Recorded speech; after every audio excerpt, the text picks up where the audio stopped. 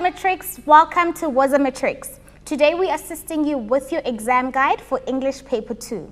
My name is Luni and I'll be assisting you to get all of your questions through to us.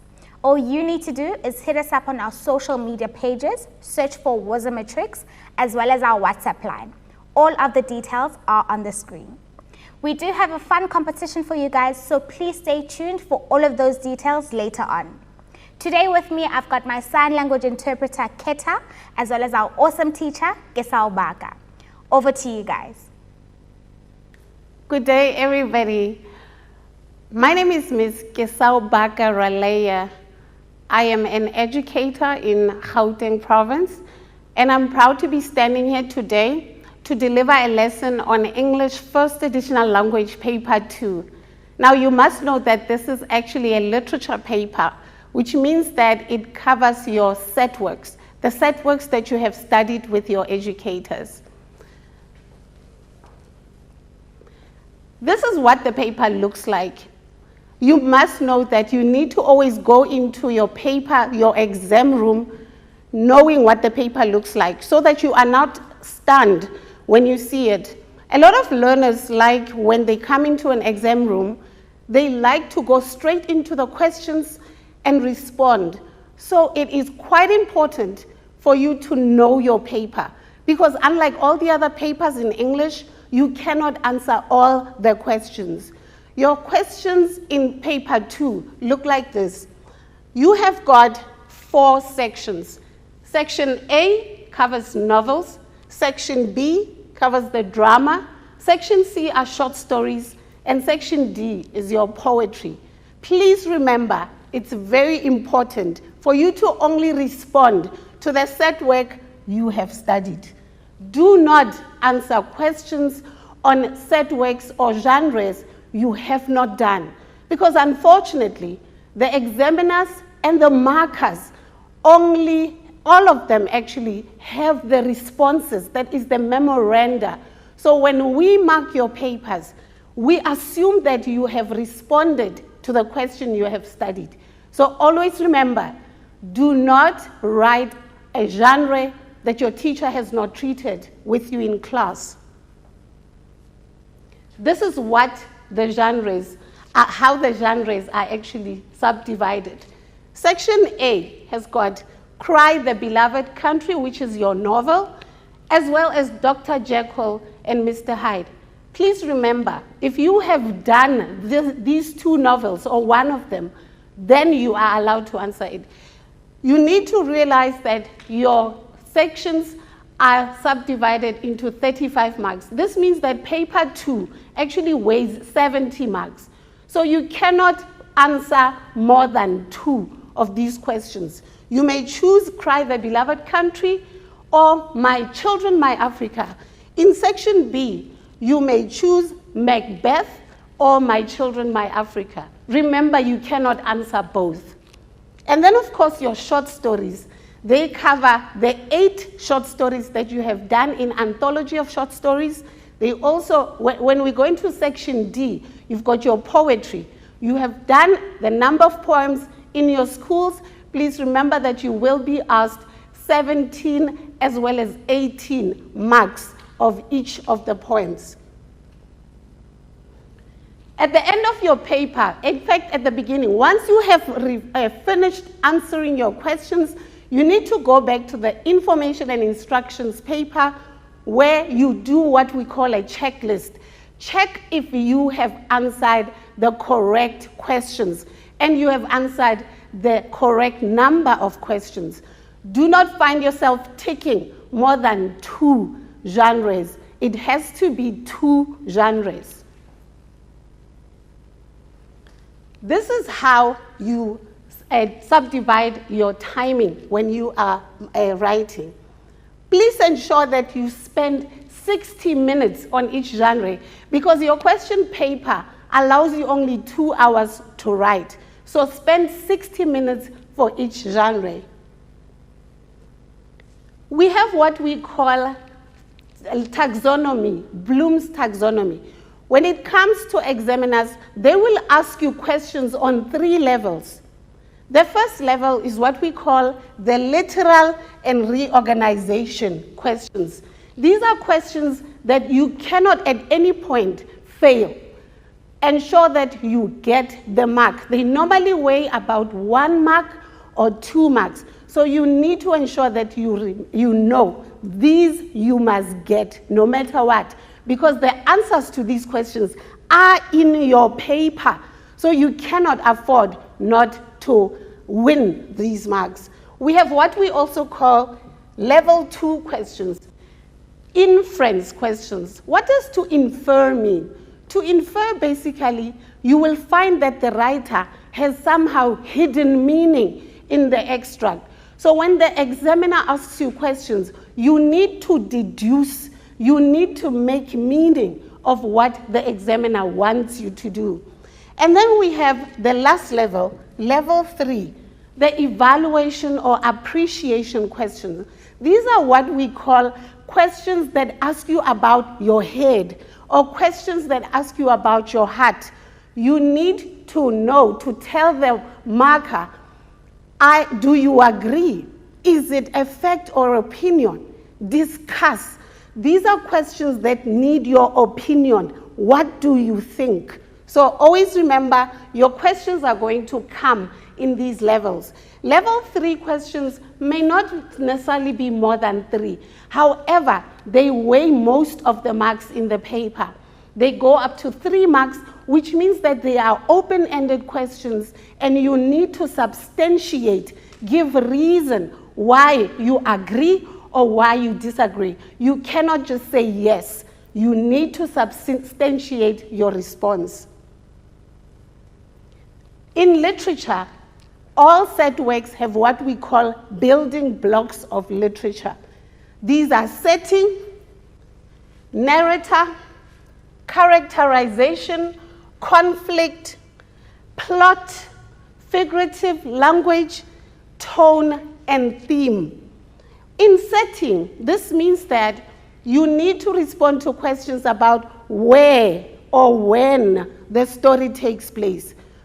When it comes to narrator, you need to know if the story is being told by a first-person narrator, which means that person was part of the story, or it is being told from a third-person omniscient narrator, which means that they may not necessarily be part of the characters, but they are standing outside of the story and watching and telling us their point of view of every character that is in the story. Know your characters, and it's quite important, learners, that you do not mix up the names of the characters. You cannot put a character who is in the story The Last Breath and believe that that person is in the story called The Fur Coat, for example. So know your characters. Know why they say certain things. Know how they say certain things. And never, ever mix them up. Conflict. It may come as inner conflict or outer conflict, or it may come as conflict with nature. We have plot. This is what we call sequence of events. The story begins here, and it goes there, and it proceeds, and eventually at the end, it comes to a particular conclusion. Figurative use of language. I'm sure you know that figures of speech come in many forms. The ones that you may know are metaphor, simile, personification, hyperbole, sarcasm, alliteration, assonance. Please go back into your books and learn each one, what it means and what it stands for. And tone, this is how a character speaks. When somebody is sad, you cannot hear them saying, "Oh, I'm happy." No, they will say, "I feel terrible inside. I feel so much pain. I'm hurting."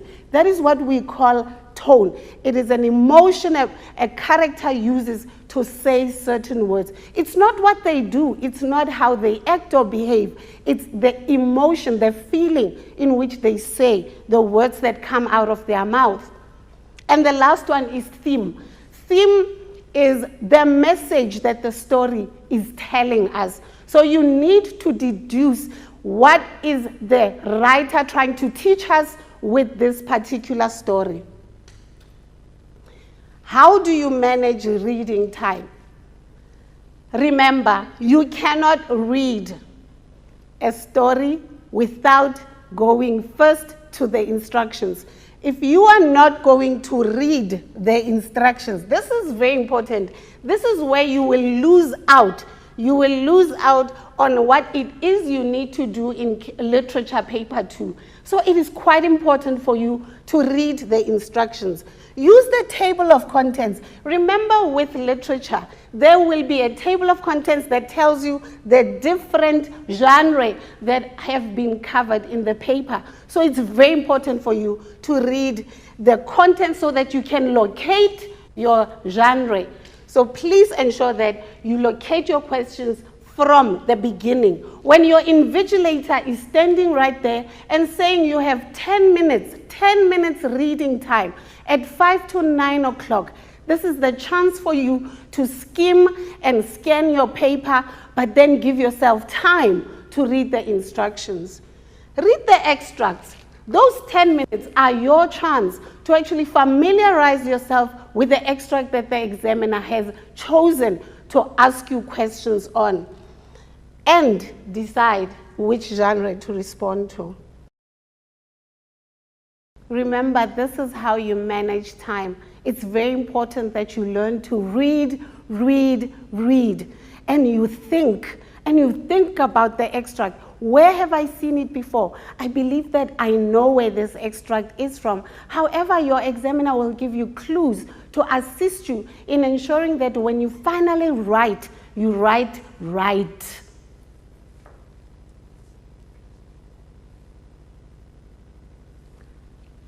I need you to look at this exam strategy.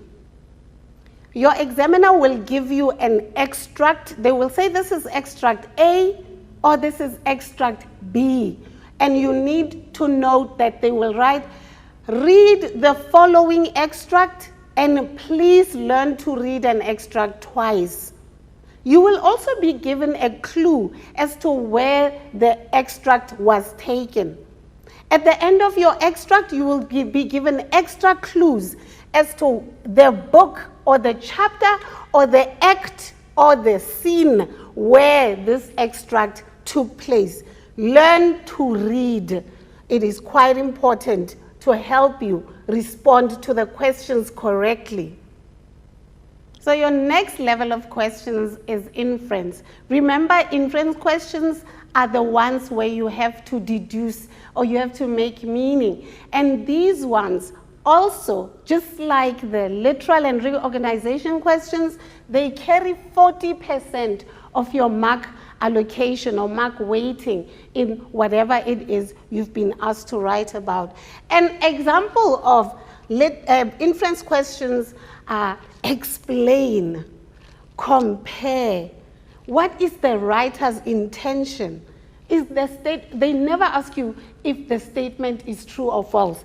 Your examiner will actually tell you that the statement is false. What you need to do is explain why the writer is saying this statement is true or this statement is false. What this means is that you do not, when you respond to the question, start with the word false or start with the word true. No, you just give the reason why it is false or why it is true. And of course, your multiple choice questions. Remember, with multiple choice, you will be given 4 answers, A, B, C, and D. Always write the symbol of the correct answer. Lastly, your evaluation and appreciation questions. Remember, in the beginning, I reminded you that these are questions that speak about you, your understanding, your opinion, what you feel about the statement that an examiner is making. Do you think? Comment critically. These questions, they carry 3 marks, which means they are open-ended questions. You are allowed to say yes. but please remember to give a substantiation. You are also allowed to disagree with the statement.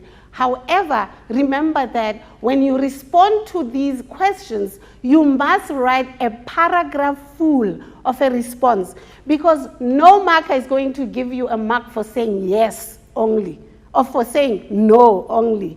Your mark allocation will come at the bottom, where you will either get 2 marks or 3 marks, depending on the level of substantiation that you've given. Is the title suitable? Do you agree with? Discuss the writer's use of maybe a particular figure of speech, or discuss the effectiveness of the title. Is it appropriate, this title? And these questions carry 20% of the paper, of the questions. So please remember that you need to always have a mental picture of your paper before go into the exam. We're going to go into a break now. See you now. Thank you so much, guys. Let's take a quick break and we'll see you straight after this.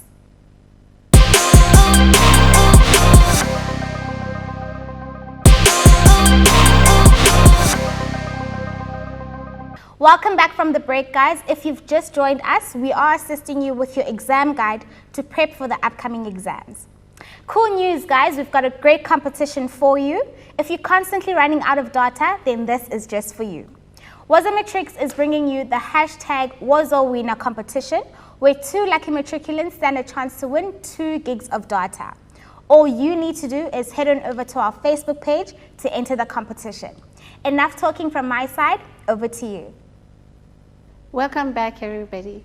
I hope the lesson is going very well so far and that you are taking in a lot. I hope that you are getting focused and getting ready for your paper. That is your literature paper 2. Now let us look at how to analyze questions. When you analyze questions, what this means is that you adhere to the instructions that your examiner is asking you.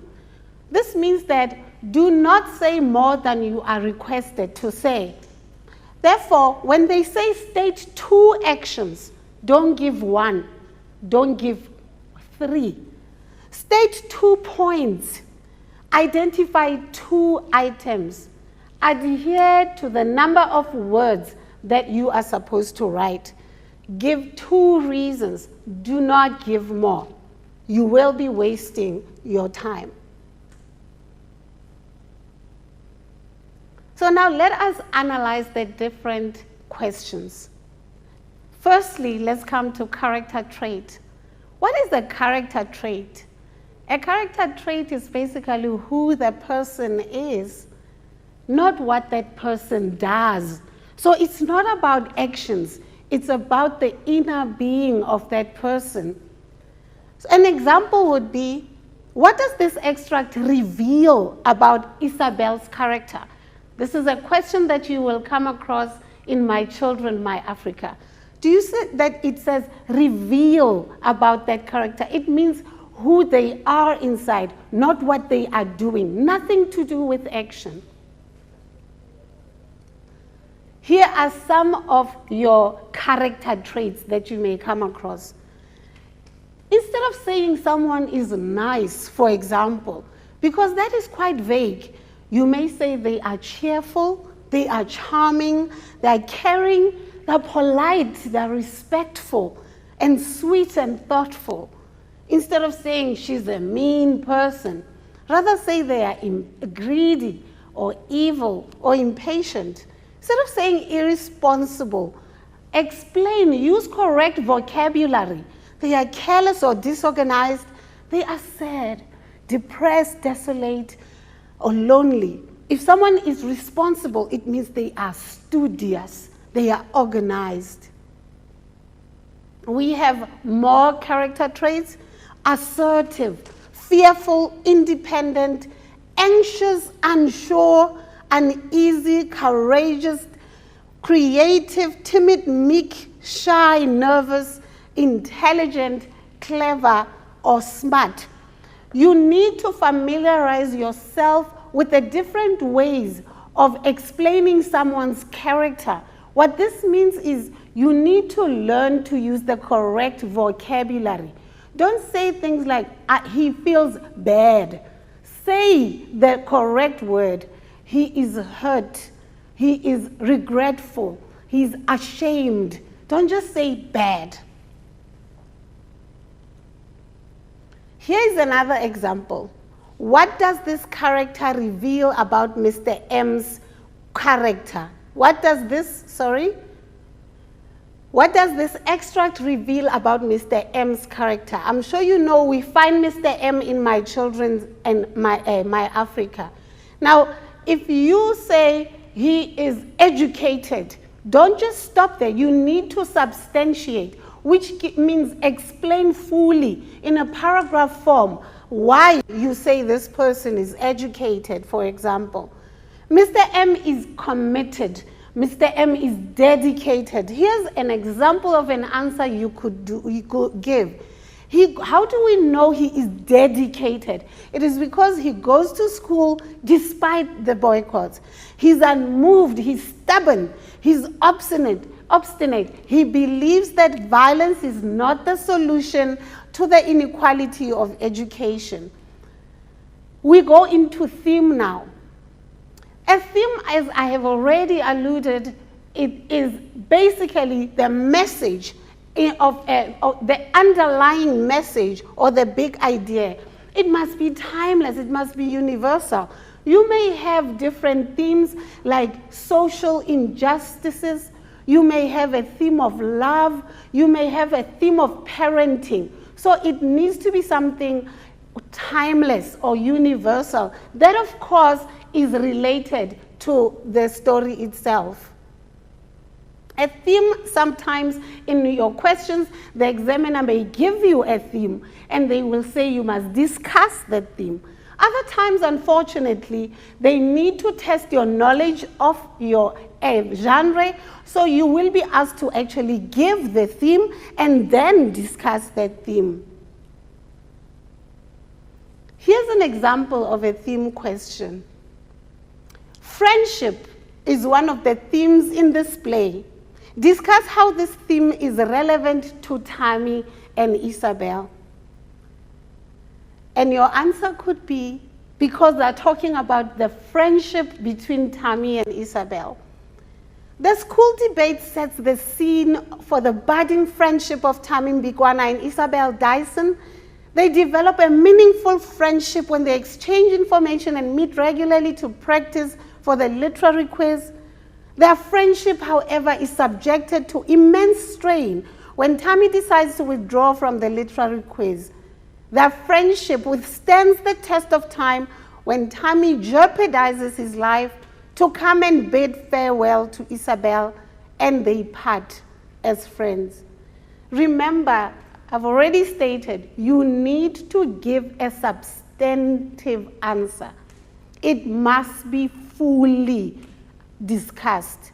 You cannot just write a statement of one line and believe that you will be given 3 marks or 2 marks for that matter. Let us look at another questioning form. Tone and figures of speech. What is tone?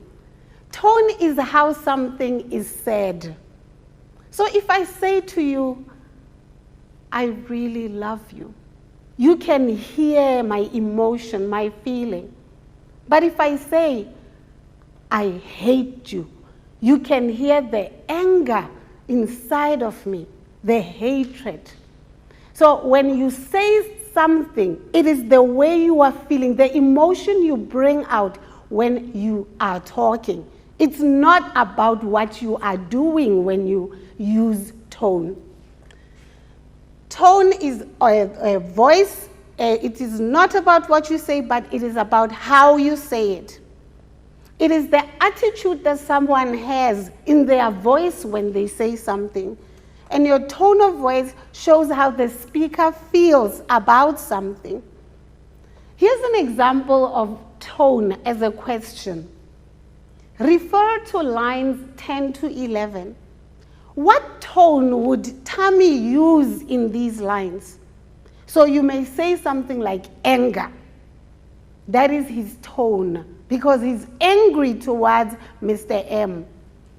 However, you need to learn to give us a reason why he would use anger as he says the words he says to Isabel about Mr. M.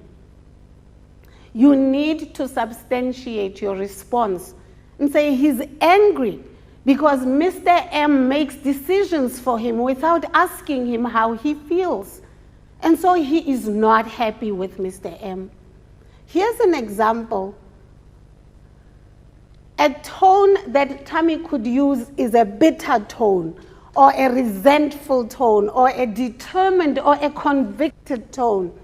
He doesn't want to be remembered by or be associated in any way with Zolile High School, for example. Identify the different figures of speech used. Please note, learners, that these questions, whether you like it or not, you are going to find them in your paper. Do not believe at any point that you are not going to be asked this question. For every extract that is you are going to come across, you're going to find a question on figures of speech. So learn them. We have already done the different figures of speech, and here they are on your screen.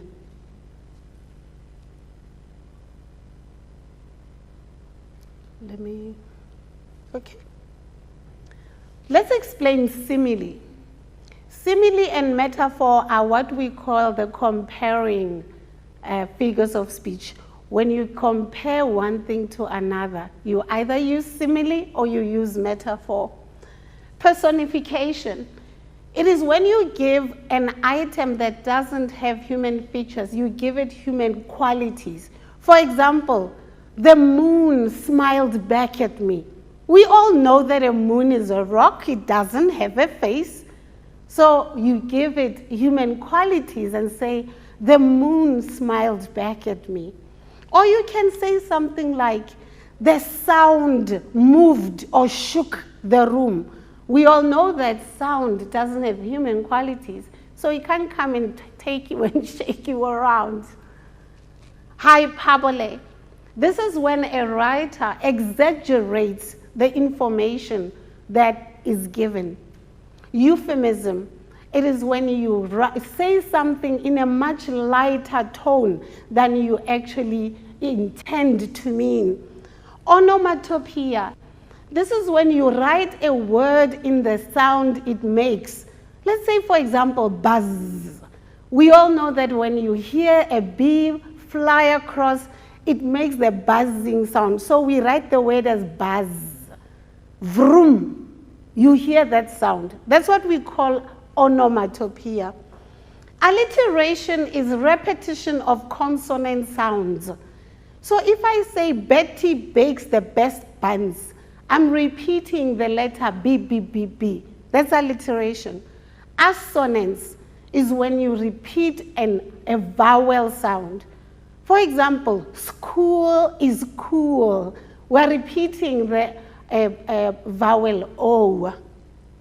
Irony is when you say something but you mean something else. Sarcasm is when you deliberately say something opposite to what you mean. So let us look at how to analyze figures of speech. When you analyze figures of speech, you identify the figure of speech. We use what's called IDE theme.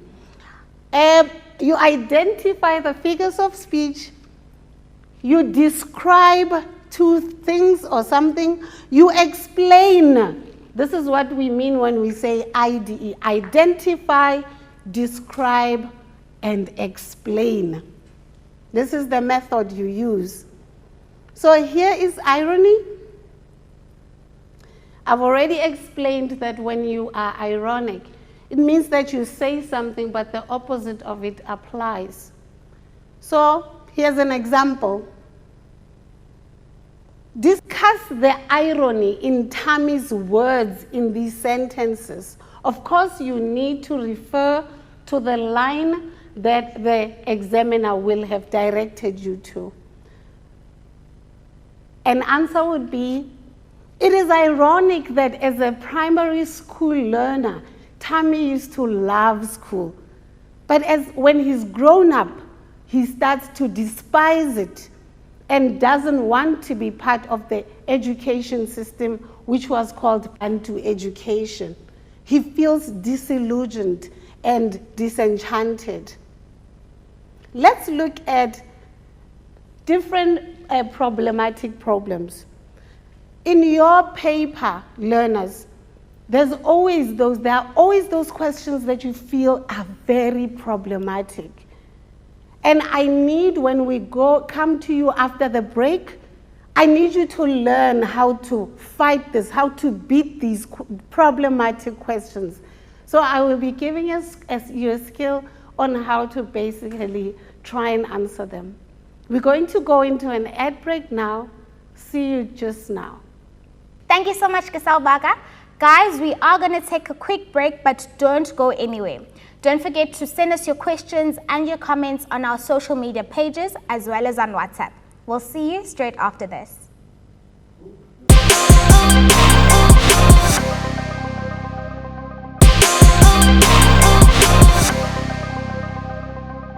Welcome back from the break, guys. Thank you so much for joining us. We are busy with your exam guide, so I won't waste any more time. I'll take it straight back to our teacher.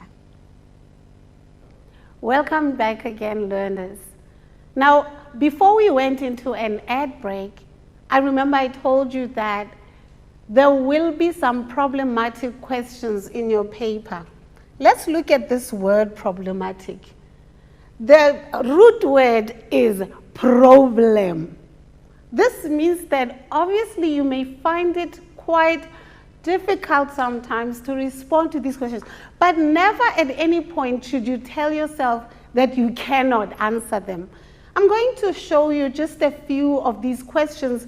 We call them problematic not because they are difficult for you, but because we find that when we mark them, there is a problem in the way you express your responses.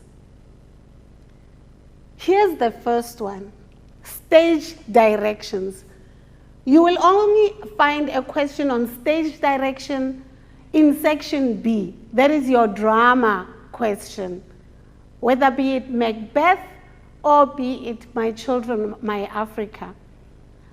Stage direction questions basically want you to take over the conversation between the characters and become the writer. If you were directing this play, for example, what would you tell or direct your characters to do?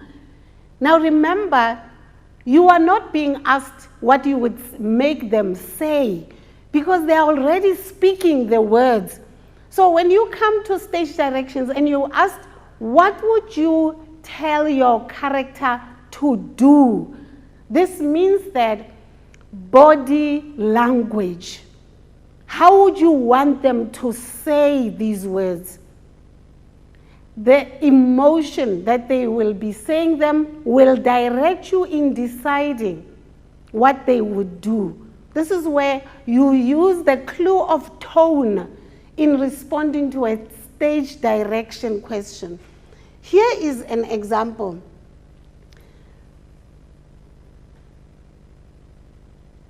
My Children, My Africa.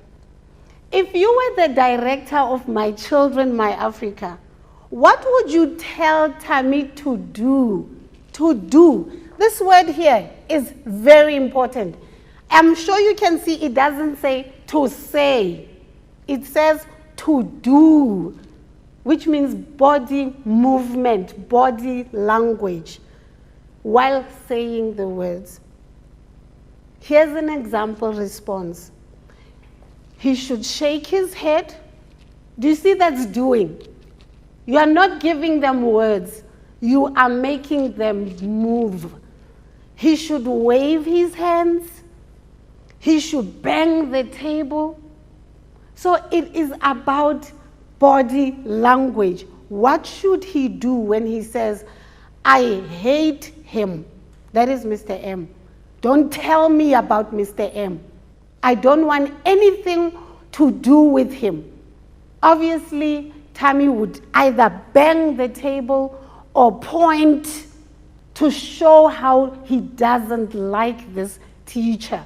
So you are giving the examiner movement. Another problematic problem. When you respond to these questions, do not come up with answers outside of the text itself. Always ensure that your answers are grounded in the text. So if you are asked, do you believe that Catherine Mba, in one of the short stories, The New Tribe, do you believe that Catherine Mba is a good mother? What she did when she let her child be adopted by the Allingtons, do you think that was a responsible act, for example? So you cannot answer that question by saying, no, she was irresponsible because mothers are not supposed to throw away their children. That is not grounded on the text. What you need to do is, she is irresponsible because she chose to stay with a man who doesn't want her son. She was irresponsible because she never raised her son. You need to ground your answer on the text. Justify your opinion. Give a statement and support it with evidence. Evidence where? From the text. Here's an example. The play My Children, My Africa ends on a hopeful note. Now, I'm sure you remember when Isabel, after she had found out that Mr. M has been murdered, she was quite sad and hurt. So she goes and says goodbye to Mr. M on top of Vapatsberg, on that mountain. So when she's standing then, she's doing her last monologue. She speaks about how she promises Mr. M in his death that she will carry on his legacy and make sure she does not give up on education. This is a hopeful note for readers. And if you're asked to discuss your view, here's an answer, how you started. Yes, I agree. It ends on a hopeful note. Or if you don't believe that, you say, no, I don't agree. It doesn't end on a hopeful note. So basically, when you are responding to an open-ended question, it means that you must give evidence and read and meaning and explanation. So you give your point. For example, Isabel is a symbol of hope in this drama. You give evidence why you say she is a symbol of hope. It's because she's exposed to difficulties that, with other races through Tammy. This makes it, now you explain why, you continue to give more evidence and explain why you still say I agree. It makes her aware of the plight of the greater South Africa. And you link your answer, your evidence to your explanation. Tammy and Isabel prove that different races can work together. So there's a link there. So thank you, learners. We have come to the end of our lesson. I hope that you have taken in a lot and that you are gearing yourself for that last paper in your exam. But as a last thought, I would like to give you some pointers. Please remember, you cannot go into your paper 2 exam if you have no knowledge of your genre. Ensure that you read over and over again the different set works that you have dealt with in your schools with your teachers. Please remember that you need to summarize your genres. What this means is that you can use the building blocks of literature to respond to questions that will help you understand and summarize your genre better. The different building blocks, of course, are setting, narrator, characters, conflict, plot, theme. I'm sure you know them by now. Tone as well. You only have to respond to the genres you have studied. You cannot just rush into answering question 1 just because you know 1 is where you begin. Remember, do a checklist at the end of your paper to see that you have answered the correct number of genres. Remember, in paper 2 weighs 70 marks. So you need to answer one section. You answer in section A, you answer one novel, or you go to section B and you answer one drama. In section C, you have to answer questions on 2 short stories. In question D, you have to answer questions on 2 poetry. But remember, do a checklist at the end. What is very important is that you cannot come up with your own numbering. Follow the sequence of numbering that you are given in your paper. So if your examiner says 1.1.1, you cannot now call it A or B. Please follow the correct sequence of questioning.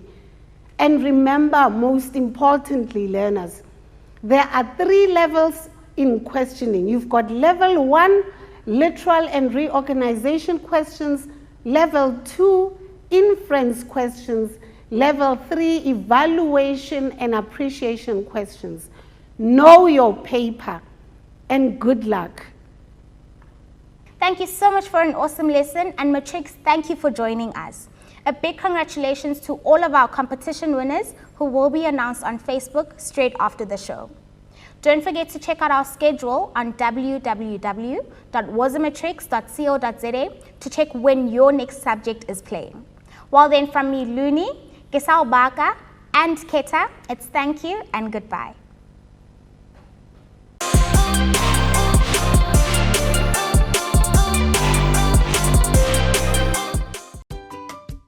Wasamatrix 2021 Catch-Up is brought to you by the Department of Basic Education, NECT, ETDP SETA, SABC, MultiChoice, and DBE TV on OpenView Channel 122 in partnership with